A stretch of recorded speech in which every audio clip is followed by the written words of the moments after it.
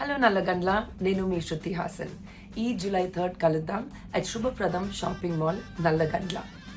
See you soon. Unbeatable prices.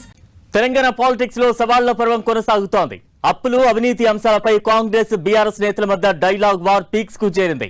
ఇప్పుడది ఛాలెంజ్ల వరకు వెళ్లింది. రాష్ట్రాన్ని అప్పుల్లో ముంచి వెళ్లారంటూ బీఆర్ఎస్ నేతలపై ఆరోపణలు చేస్తున్నారు కాంగ్రెస్ ప్రభుత్వ పెద్దలు. అప్పులు, వడ్డీలు చెల్లించేందుకే రాష్ట్ర ఖజానా ఖాళీ అయిపోతోందంటూ విమర్శించారు. ఇదే సమయంలో ప్రస్తుతం రాష్ట్రంలో అవినీతి పాలన నడుస్తోందంటూ బీఆర్ఎస్ నేతలు ఆరోపిస్తున్నారు. ఇలా ఇరుపక్షాల నేతలు ఆరోపణలతోనే సరిపెట్టుకుండగా చర్చలకు సిద్ధమంటూ సవాళ్లు విసురుకున్నారు. ఇదే అంశంపై మంత్రి జూపల్లి కృష్ణారావు తెలంగాణ భవన్ కు వచ్చి చర్చించేందుకు రెడీ అంటూ మొన్న ప్రకటించారు. దీంతో నిన్న కేటీఆర్, హరీష్ రావు మంత్రి కోసం తెలంగాణ భవన్ లో ఎదురు చూశారు. అయితే నిన్న గన్ పార్క్ దగ్గరకు వెళ్లిన మంత్రులు అక్కడికి రావాలంటూ మరోసారి ఛాలెంజ్ చేశారు. దీన్ని యాక్సెప్ట్ చేసిన హరీష్ రావు తెలంగాణ భవన్ నుంచి వెళుతున్న క్రమంలో పోలీసులు అడ్డుకున్నారు. పోలీస్ స్టేషన్ కు తరలించారు. ఇవన్నీ నిన్నంతా హై డ్రామాను క్రియేట్ చేశాయి. అయితే రిలీజ్ అయిన తర్వాత మాట్లాడిన హరీష్ రావు మరోసారి జూపల్లి టార్గెట్ గా సవాల్ విసిరారు. పౌరుషం ఉంటే జూపల్లి రాజీనామా చేయాలన్నారు. దీనికి ఇవాళ మరోసారి రియాక్ట్ అయ్యారు మంత్రి జూపల్లి. తాను వెనక్కు వెళ్లే ప్రసక్తే లేదని, సాయంత్రం 5 గంటలకు సోమాజిగూడ ప్రెస్ క్లబ్ లో చర్చించేందుకు సిద్ధమన్నారు. తాను చెప్పింది తప్పైతే రాజీనామాకు సిద్ధమని మరోసారి సవాల్ చేశారు. ఇప్పుడు సోమాజిగూడకు చేరుకున్నారు. ఇప్పుడు హరీష్ వస్తారా? వస్తే ఎలాంటి పరిణామాలు చోటు చేసుకుంటాయనేది ఆసక్తికరంగా మారుతోంది.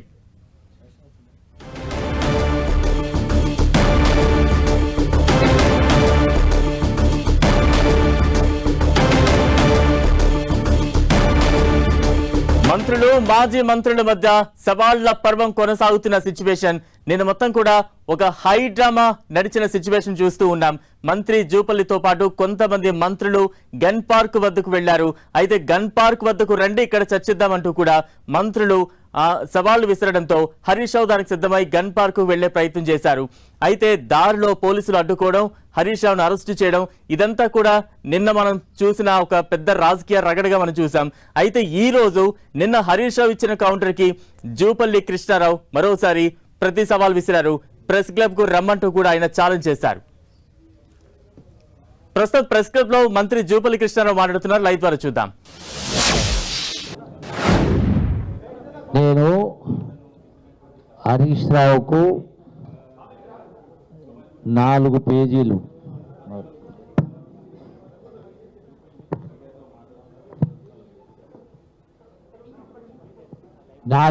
లెటర్ రాసిన. కల్వకుంట్ల చంద్రశేఖరరావు గారికి 4 పేజీ లెటర్ రాసిన. తారక రామారావు గారికి 4 పేజీ లెటర్ రాసిన. 3 కుర్చీలు వేసిన. కేసీఆర్, కేటీఆర్, హరీష్ రావు. ఇందులో తర్వాత నేను వీళ్ళందరికీ నా వాట్సాప్ ద్వారా ముగ్గురికి, కేసీఆర్కు, కేటీఆర్కు, హరీష్ రావుకు ఉదయము ప్రెస్ మీట్లో ఉదయం 11 గంటలకే పంపించినాం. దానికి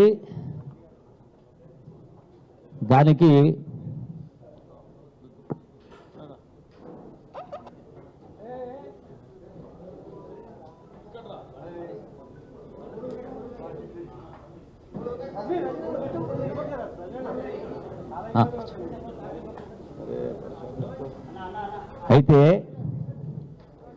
హరీష్ రావు నా లెటర్ జవాబు పంపినా అని చెప్పిండు. ఏముంది జవాబులో? మొత్తం మేము చేసినప్పుడు 4.47 లక్షల కోట్లు మాత్రమే అని లెటర్ రాసాడు. మిగతాదంతా ఏముంది? మీరింత అప్పు చేసిండ్రు మాట్లాడు. నేను మాట్లాడింది మా ప్రభుత్వం ఎంత చేసిన అప్పు గురించి నేను మాట్లాడలే. మీరేదైతే 10 సంవత్సరాల కాలంలో కేటీఆర్ ఏమో 3.5 లక్షల కోట్లని, హరీష్ రావు ఏమో 4.17 లక్షల కోట్లని పంపిండ్రు. ఇది అబద్ధము అని నేను స్పష్టంగా ప్రతి అంశం పట్ల 4 పేజీల లెటర్ రాసి ఇందులో స్పష్టంగా 1 కాదు 2 కాదు మొత్తం టోటల్గా లెక్క చెప్పి 8,21,000 కోట్ల రూపాయలని దేనికి ఎంతెంత అని దీనిలో రాసిన, స్పష్టంగా రాసినాం. ప్రతి అంశం పట్ల టోటల్గా విడమరిచి విశదీకరించి మీ చేసిన అప్పులు, మీరు పెట్టిపోయిన బకాయిలు మొత్తం కలిపి 8,21,000 కోట్లను రాసినాం. నేను ఉదయం కూడా మళ్ళీ ఏం చెప్పినా, నిన్న ఏదో తెలంగాణ భవన్కు రాలేదు, పారిపోయిండు, శ్రీపురత్వం అని మాట్లాడాడు.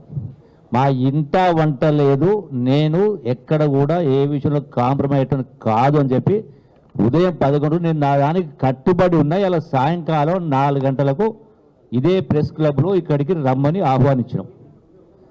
ఎందుకు రాలేదని అడుగుతున్నా, ఎందుకు రాలేదని అడుగుతున్నా.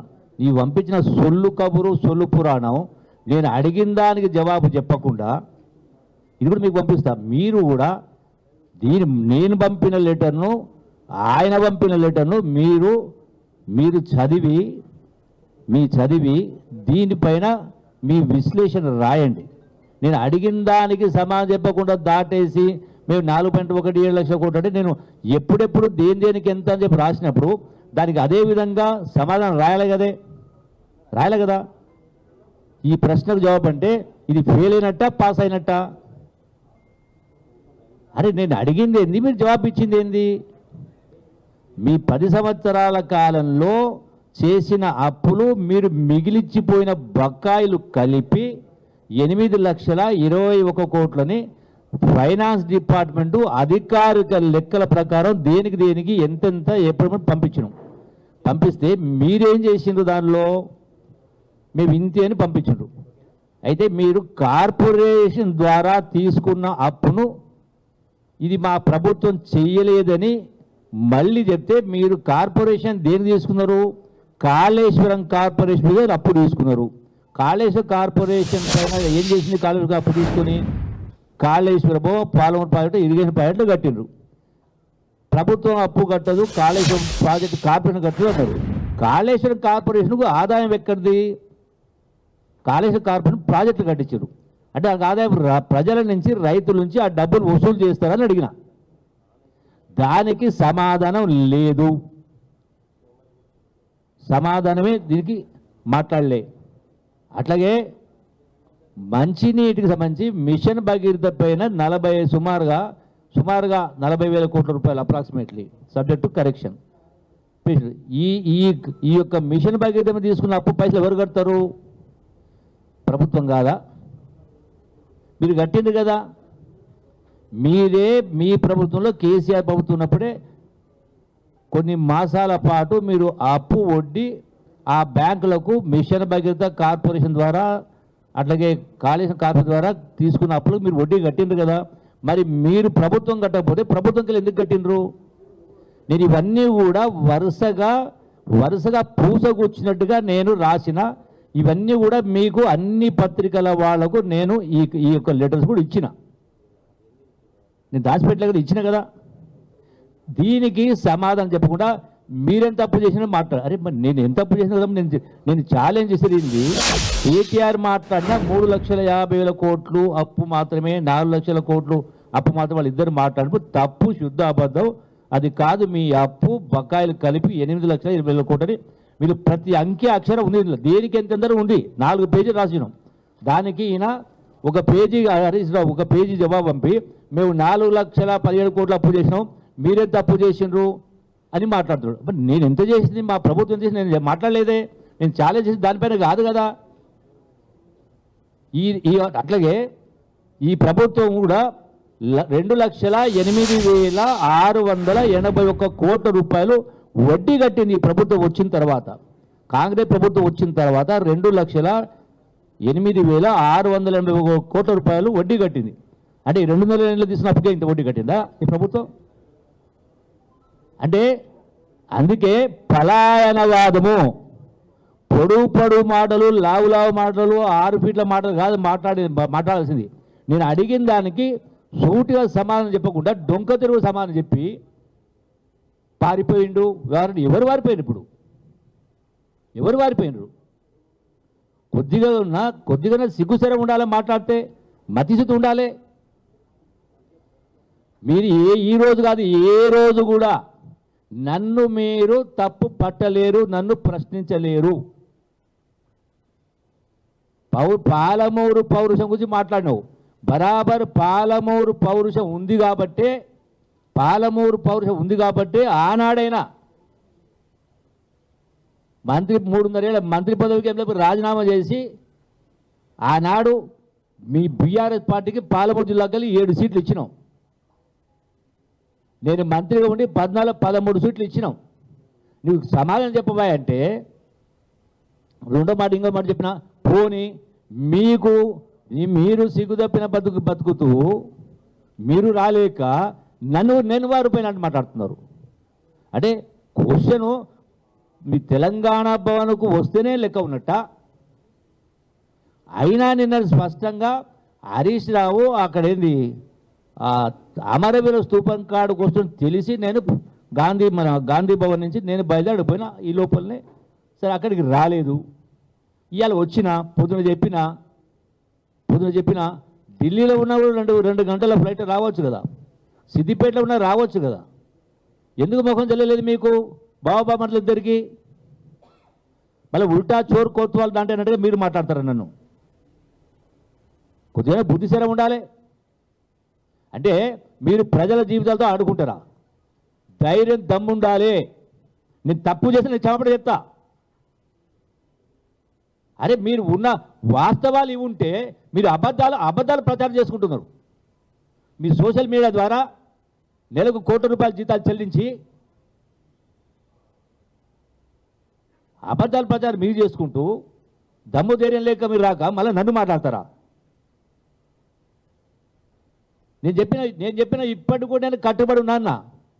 పోనీ ఇప్పుడు నువ్వు రాసినావు కదా, 4 లక్షల ఒకటి రాసినావు కదా, మరి దీనికి సమాధానం ఎందుకు రాయలే? నేను రాసినా కదా, నేను రాజీనామా కట్టుబడి ఉన్నాను. ఈ 4.17 లక్షల కోట్లు అన్నావు కదా, కేటీఆర్ 3.5 కోట్లు అన్నావు కదా. నేను రాసిన లెటర్లో జవాబు నేను నా రాజీనామాకు ఎమ్మెల్యే పదవికి మంత్రి పదవికి కట్టుబడి ఉన్నారు రాసిన. మరి మీరు ఎందుకు రాయలే? మీరు రుజువు చేయగలిగితే మీరు ఎందుకు రాయలే? నిజంగా మీ లెక్కలు దొంగ లెక్కలు కావు కరెక్ట్ అయితే మరి మీరెందుకు రాజీనామా చేస్తాను అంటలేరు? పోనీ కేసీఆర్ తోటి మాట్లాడేమని చెప్పినా ఎందుకు మాట్లాడిస్తలేరు? నా లెక్కలు తప్పు అని కేసీఆర్ తోటి 1-2 సరే అసెంబ్లీకి రాకపోయే, పదే పిలిచిన రాకపోయే. నేను మాట్లాడిన లెక్కలు అబద్ధమని మీ మామతోటి మీ తండ్రి గారితో కల్వకుంట్ల చంద్రశేఖరరావు గౌరవనీయులు మాజీ ముఖ్యమంత్రి సరే మాట్లాడించండి అంటున్నా. ఈ లెక్కలు తప్పు అని చెప్పమని అంటున్నా. కేసీఆర్ గారు ఇవన్నీ మీ ఇంటి దగ్గర చూస్తున్నారు కదా, మీ కొడుకు చెప్పినవి మీ అల్లుడు చెప్పినవి ఇవి అబద్ధాలా నిజాలా చెప్పాలే కదా. మళ్ళా ఉల్టా తెలంగాణ భవన్కు రాలేదు, పారిపోయిండు, చీము రక్తం ఉంటే పాలమూరు పౌరుషం మాట్లాడతారు. నేను ఏ విషయమైనా చివరిదాకా ఏ అంశమైనా వదిలిపెట్టుని కాదు, కట్టుబడి ఉంటోని. నా లెక్కలు కరెక్ట్ కాకపోతే మళ్ళీ పదే నేను దీనికి కట్టుబడిన ఎందుకు చెప్తున్నా? నేను రాసిన లెటర్లో నిన్న మాట్లాడిన ప్రశ్న మాట్లాడిన ఒక అంకె తప్పున నేను రాజీనామాకు సిద్ధమని చెప్తున్నా. మీరు ఎందుకు చెప్తలేరు ఆ మాట? ఎందుకు ఇక్కడికి రాలేదు? మరి ఇప్పుడు ఎవడు అడుగుతున్నాడు మిమ్మల్ని? కానీ వచ్చే ప్రయత్నం కూడా చేయలేదే. అందుకే నేను రాష్ట్ర ప్రజానీకానికి విజ్ఞప్తి చేస్తా ఉన్నా, దయచేసి మాయ మాటలకు మోసపోవద్దు. వాస్తవాన్ని సోషల్ మీడియా చూసి అవే నిజాలు అనుకోవద్దు. సోషల్ మీడియాలైనా నిజాలు ఉన్నాయి, అబద్ధాలు ఉన్నాయి. ఏది కరెక్టో, ఏది నిజమో, ఏది అబద్ధమో తెలుసుకోకుండా ఇంతమంది వందలాది బిడ్డల ప్రాణత్యాగాలు చేస్తే ప్రజల జీవితాలతో ఆడుకుంటా ఉన్నారు. నిజం చెప్పడానికి కూడా ధైర్యం ఉండాలి, పౌరుషం రోషం ఉండాలి. ఎంత ఏదో చాకచక్యంగా మాటలకు గారడి చేయడం గొప్ప కాదు. నైజం కనపడతా ఉంది. నేను నా కట్టుబడి చెప్పన్నా ఇప్పటి దాని కూడా ఆ నోట్లోకి వెళ్ళి వాళ్ళ మాటనే వస్తలేదే. మేము అబద్ధమైతే, మా మాటలు అబద్ధమైతే మేము రాజీనామా చేస్తాం ఎందుకు చెప్తలేరు? మరి నిజంగా మీకు కరెక్ట్ అయితే నేను రాసిన దానికి జవాబు చెప్పమంటే మీ ప్రభుత్వం ఎన్ని అప్పులు చేసింది, మా ప్రభుత్వం ఎన్ని అప్పులు చేసింది నేను చాలా చేయలే. మా ప్రభుత్వం 2,08,000 కోట్ల వడ్డీ కట్టిందని చెప్పిన. ఇది కూడా నేను చెప్పిన, నేను మాట్లాడిన, మళ్ళీ కూడా చెప్తా ఉన్నా. క్వశ్చన్ నేను ఛాలెంజ్ చేసింది, మీరు చెప్పింది తప్పు. 3,50,000 కోట్లు కాదు, 4 లక్షల కోట్లు కాదు. మీరు చేసిన అప్పులు, మీరు మిగిల్చుకున్న బకాయిలు కలిపి 8,20,000 కోట్లు రాసిన. అదే నేను గడిపి సంతకాలు పెట్టి నేను వాట్సాప్లో పంపించిన, లెటర్ ద్వారా పంపించిన, మెయిల్ ద్వారా కూడా పంపించారు. ఇంకా మెయిల్ అడ్రస్ వాళ్ళు పంపమంటే ఇప్పటిదాకా వాళ్ళ మెయిల్ అడ్రస్ పంపలే, అయినా వాట్సాప్ ద్వారా పంపించిన. ఆయన కూడా వాట్సాప్ పంపించండి, ఇది వాట్సాప్ వచ్చి.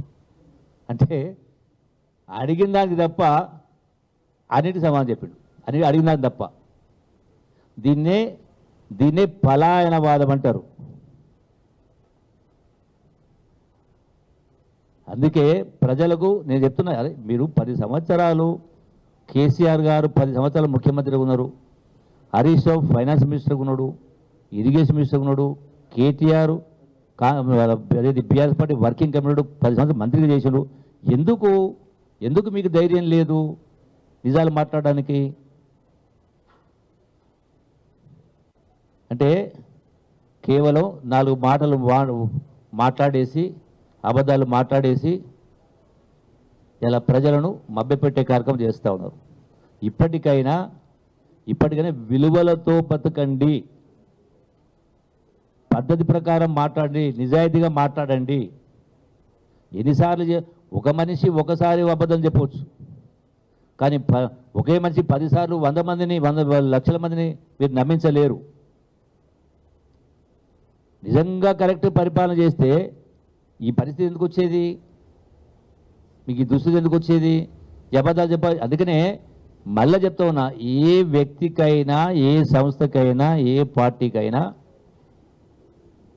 మూలం బేస్ అనేది ఒక నమ్మకం, ఒక విశ్వాసం. అదే ప్రధానమైనటువంటి పెట్టుబడి, ప్రధానమైనటువంటిది అది లేదు, అది లోపించింది. నేను మళ్ళీ చెప్పిన ఇవాళ చెప్తా ఉన్నా, తెలంగాణ రాష్ట్ర సాధన కోసం వందలాది మంది బిడ్డల ప్రాణత్యాగాలు అయితే చేసినరో వాళ్ళు కూడా మనలాగే ఏదో రకంగా బతికేవాళ్ళు. కానీ మా చావులతో తెలంగాణ రావాలి, వచ్చిన తెలంగాణ పచ్చగుండాలి, యావత్ తెలంగాణ రాష్ట్ర అన్ని వర్గాల ప్రజలు సంతోషంగా సుఖంగా ఉండాలి, వాళ్ళు కష్టాలు తొలగిపోవాలని ఇంతమంది వందలాది మంది బిడ్డలు ప్రాణత్యాగాలు చేస్తే, అంటే ఒక పవిత్ర ఉద్యమం, ఒక పవిత్రత, ప్రపంచంలోనే అతి గొప్ప ఉద్యమం. యావత్ తెలంగాణ సమాజం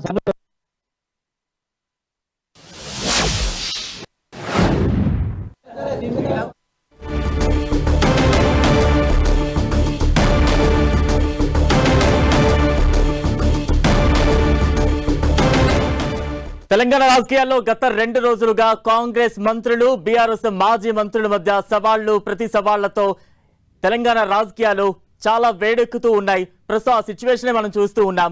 నిన్నటి ఎపిసోడ్ తర్వాత బీఆర్ఎస్ విసిరిన ఛాలెంజ్ ను మంత్రి జూపల్లి మరోసారి స్వీకరించారు, మరోసారి సవాల్ చేశారు. ఈ రోజు సోమాజీ ప్రెస్ క్లబ్ లో చర్చను చేపడదాం రండి అంటూ కూడా మంత్రి జూపల్లి కృష్ణారావు ఆహ్వానించారు. అయితే మంత్రి జూపల్లి కృష్ణారావు సోమాజిగూడలో వెయిట్ చేస్తూ ఉన్నారు చర్చను చేపట్టేందుకు. ఇప్పటికే అక్కడ 3 కుర్చీలను సిద్ధం చేశారు. కేసీఆర్, కేటీఆర్, హరీష్ రావు ముగ్గురు వచ్చినా, లేదంటే ముగ్గురులో ఏ ఒక్కరు వచ్చినా కూడా చర్చకు సిద్ధమంటూ కూడా మంత్రి జూపల్లి చెప్తూ ఉన్నారు.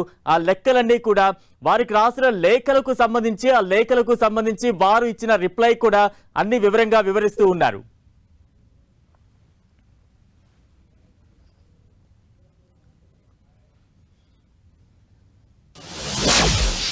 రాష్ట్రాన్ని అప్పుల కుప్పగా మార్చింది. ఇలా నెలకు 6,000 కోట్ల రూపాయల వడ్డీ కట్టాల్సి వస్తూ ఉంది. గొప్పగా పరిపాలన చేసినది ఇప్పటిదాకా ప్రచారం చేసుకుంటారో అది వాస్తవం కాదు. ఇప్పటికైనా మీరు